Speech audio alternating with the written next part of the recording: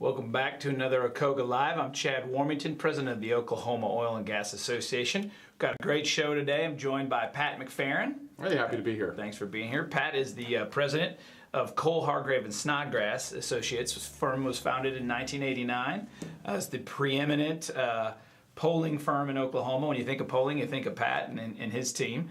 And you guys have done work all over the state, really. I mean, the state, obviously, but all over the country with 40 states and numerous gubernatorial, congressional elections. Give a little bit of history of we're real proud of what we've accomplished. Founded in 1989, as you mentioned. Tom Cole was the first president. I took over after his election to Congress. Sharon Hargrave Caldwell still involved in the firm.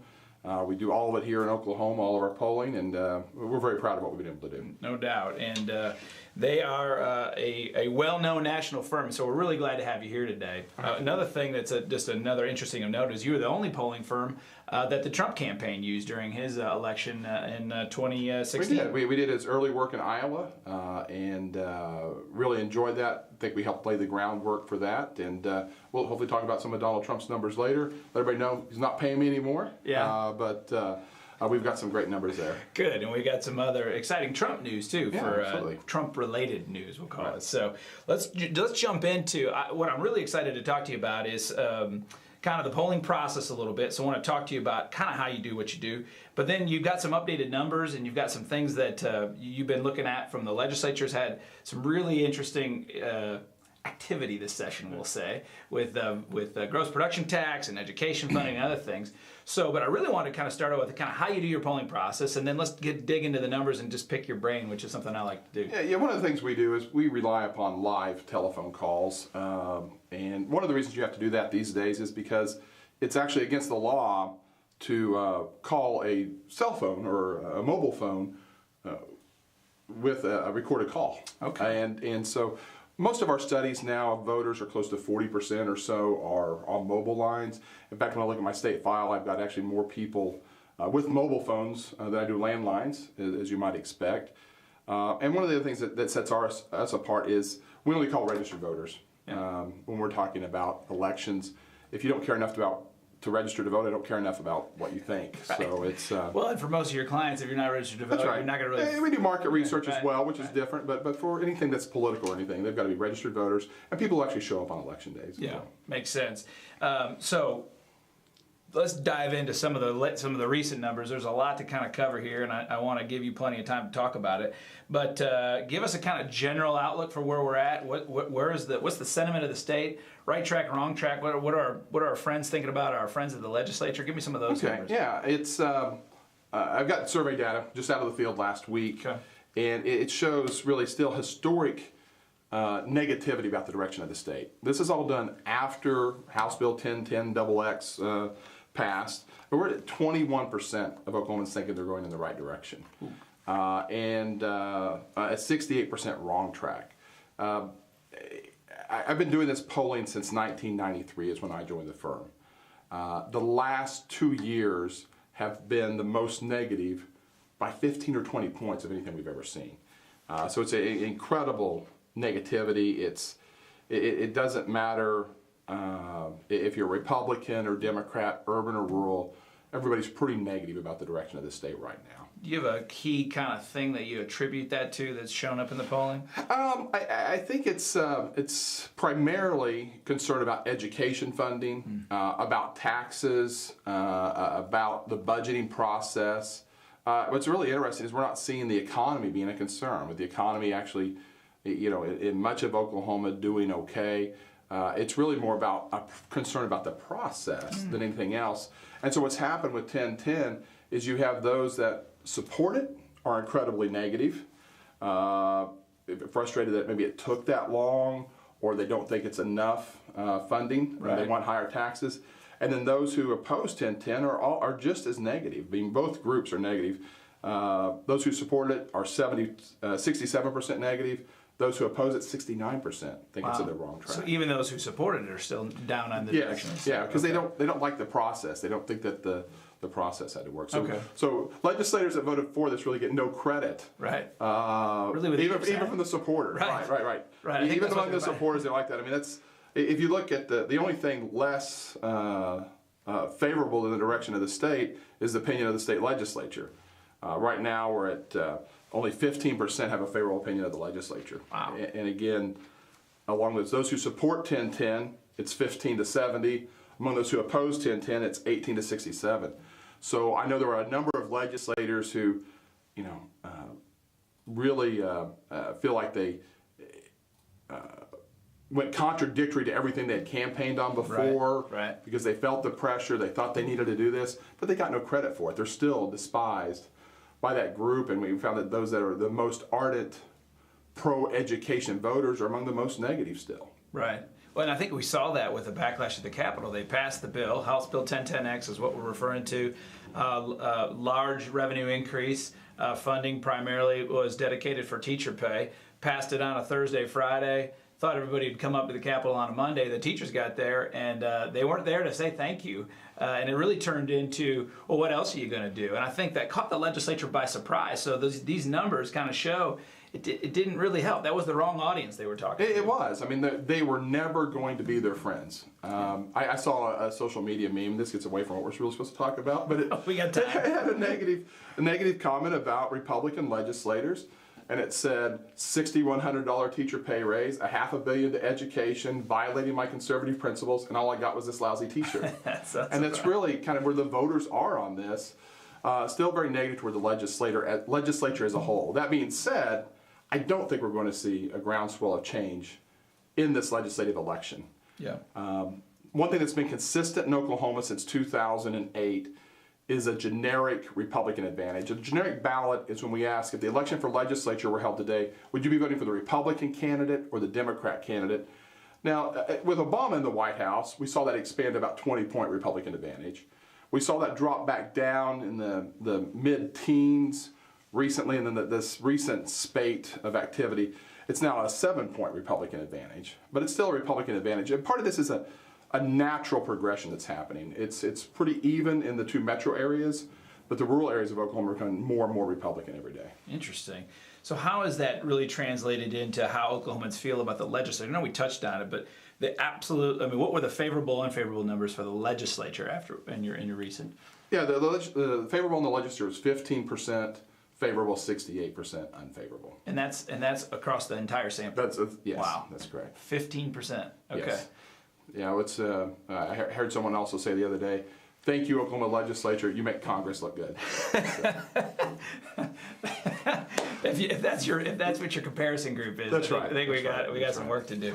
I know that we talked a little bit about 1010X, but as you dove down into kind of where they were and how they supported it, from what they knew about it, what was the public's view of 1010X? It starts out, if you just say, hey, if you don't describe what's in it or anything like that, 65% support it, 26% oppose. Okay. The Republican support is generally much lower, except for upper income Republicans. There seems to be a little bit of a group there that's supporting. And what's interesting, among those who oppose it, actually a third of them oppose it because it didn't raise taxes enough. And so I think one of my words of caution here, I think you'll see Republican primary voters continue to be more and more anti-tax, and we'll see kind of that sentiment build. But if you are in an industry or somebody that's looking at taxes, this isn't over yet. Yeah. We have the most vocal 9% of Oklahomans want to raise taxes more. They're the loudest group, and that intensity is still there. There are still, again, 9% of Oklahomans are against 1010 because it didn't raise taxes enough. Wow.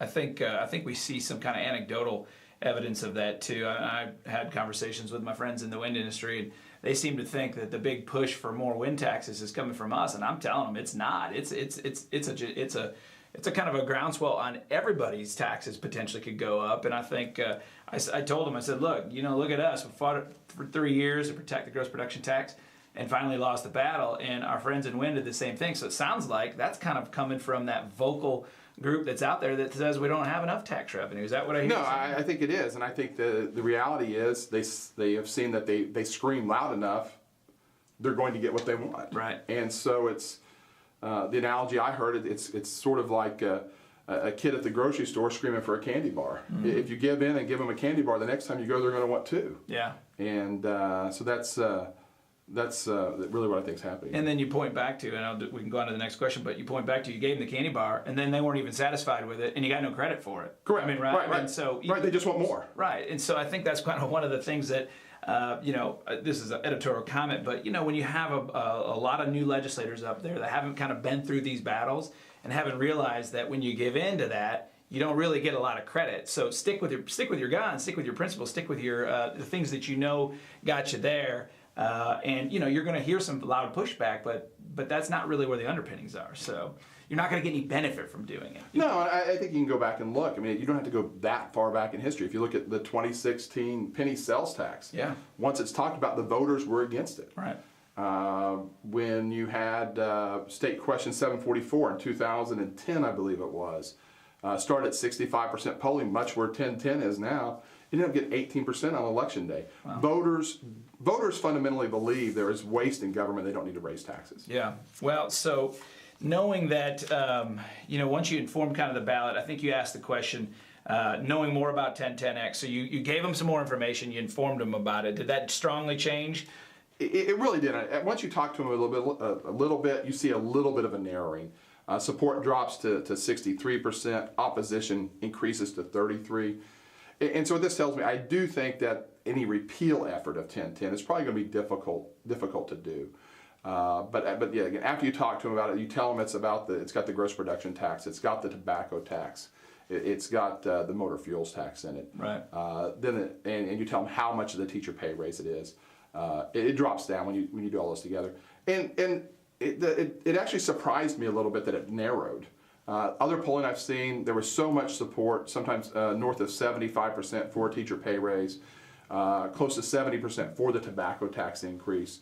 So it tells me that GPT piece, the motor fuels piece, really probably brought that down quite a bit. Yeah, and that was one of the things I wanted to ask you too. So once you informed too, and even gave some insight into what gross production tax increases could mean to the economy, how did that really impact voters' opinions? I did a series of questions saying, knowing this, will that make you want to spend more on education and raise more taxes? Or does it say, no, we've raised enough, or even we've raised too much? And when we talk about the GPT being at 5%, how that could cause layoffs, hurt the economy, we dropped to only 40% wanting to spend more on education then. Okay. We have 60% holding other views there. Okay. So when you talk about tied to the economy, that can happen. Now, I will tell you, I tested as well. If you start comparing it to saying that the claims some people make about it being lower than in other states during that first 36 months, you get up to 50% saying, yes, we need to fund education more. So I think it is, nobody should think they're out of the woods yet on tax increases and attacks. Yeah, well, that's news that I want my members to hear too, which means we got to be vigilant. We got to do a better job of informing the legislature and the public about what the potential, real ramifications of a higher gross production tax. I think we're going to see some of that. I think it'll be masked a little bit. Again, editorial comment here. It's going to be masked a little bit by oil prices increasing. We're up into the $70 range this week, and I think that activity will all overcome that higher tax base. But what it really is going to hurt is when commodity prices come back down. So, but the message is, we're not out of the woods. There's still desire out there for more revenue. So I think message for our members or people in the oil and gas industry, we got to do a better job explaining to our neighbors about why it's important to keep us competitive. No, absolutely. I mean, talking about the impact on the economy is really, really important. And one thing I want to point out is that Oklahoma is still fundamentally a conservative anti-tax state. You'll see national numbers, for example, about Donald Trump. Mm-hmm. Donald Trump's numbers are really good in the state. In fact, he's up to 56 favorable, 37 unfavorable in the state. Among Republican primary voters, he's at 87-7 favorable rating. And so you teased that a little bit earlier. Right. Donald Trump Jr. is coming to town for Todd Lamb. And I think that will be a real boon to his campaign, not just the money that it can raise at the fundraising event, right, but him being someone that's been willing from day one to embrace Donald Trump's economic policies. Right. I think it's something that will be a real benefit to voters here. And that was it. And what was his numbers with Republican primary voters? 87-7. 87% favorable there. Those never Trumpers just aren't around in Oklahoma anymore. Yeah. And there are some. The Trump numbers are also really illuminative to changes going on in Oklahoma. In the metro areas, Trump is a mild positive at 51-43. In rural Oklahoma, he tops 60%. And in Congressional District 2, the eastern part of the state, the traditional most Democrat area of the state, I've got him at 68% favorable there. Wow. And that's all parties. Wow. 68-27. It's always been the most populous area of the state. And Trump is that as well. But he has very, very strong numbers. And when you do that with the generic ballot, I think 2018 should be a very positive Republican year coming together. But we have these underlying issues, and the legislature has to somehow take credit for $500 million in teacher pay. Yeah. And they haven't done that with the voters yet. Yeah, yeah. Well, that's good messaging. I mean, if you're going to make that vote, then try to go get some credit for it. And it's a good thing for teachers, and I think it's a good thing for overall for the state. We want to have our teachers well paid. Well, go tell your story better. So any tips on how they should tell that story better? I mean, really, when you get to understanding an average teacher now makes more than $51,000 a year. That's twice the per capita income. That tests very well. The message that's best, however, is that when adjusted for cost of living, Oklahoma is now the 11th best state for teacher pay in the nation. 28th overall, I believe, but it's 11th best when adjusted for cost of living. And when Oklahomans hear that, and they hear that again, the average teacher makes twice what the per capita income is in the state, they thought, yeah, maybe that's enough. Yeah.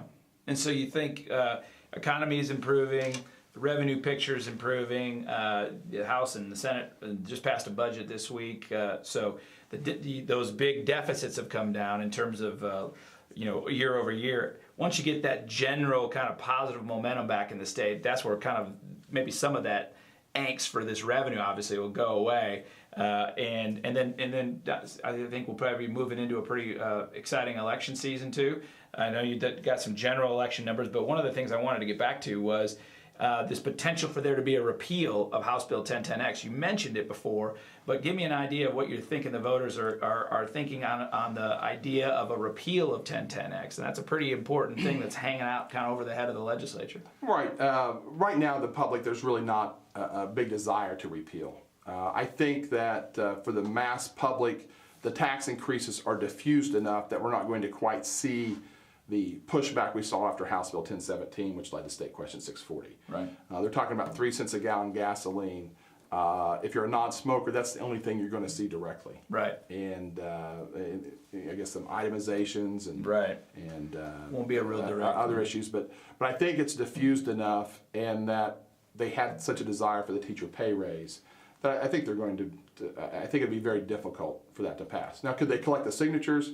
I have no doubt that could happen. There are passionate conservatives that are for repealing this, but absent a very well-funded campaign, I don't think it would do much other than divide some of the Republican votes. And I'm old enough to remember 1017, living through that. That was not a good election cycle for Republicans. Well, and that was the last time that a veto referendum was on the ballot as well, and that didn't pass either. Yeah, clearly, that became law, and so kind of seeing similarities in terms of once 1017 passed, it kind of let the air out of the momentum behind all those other things, and so are you seeing some similarities to that, where it's just not going to be that momentum to go undo that?